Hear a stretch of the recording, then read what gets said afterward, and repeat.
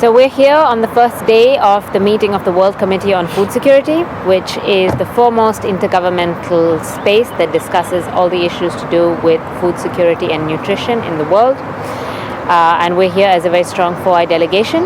And before today's start of the meeting, we participated for 2 days in a meeting of civil society, which brings together hundreds of organizations in the civil society mechanism, a very well-organized space that discusses the issues that the CFS will discuss here, which is 1, on sustainable agriculture and livestock, and 2, on connecting smallholders to markets.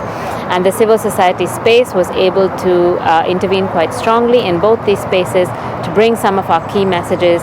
For example, that smallholders are the primary food producers in the world and their considerations should be taken into account.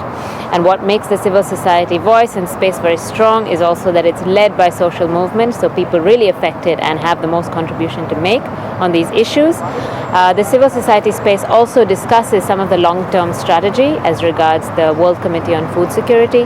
So, for example, how we plan to make governments, kind of force governments to implement the nice things that they say here. So through monitoring mechanisms, through funding from the FAO, through being pushed by civil society. And also how we keep the space a balanced space so that we can on one side work very well with governments because we sit at the same table and negotiate with them, but at the other side we can still be who we are as civil society and confront them where necessary, and it's a balance that we try to keep. So here we are at the CFS, and I think this year we have had some really good interventions and come to some good agreements, especially on smallholder agricultures and how the markets that they operate in are 80% of the markets in the world and not the markets that agribusiness operate in.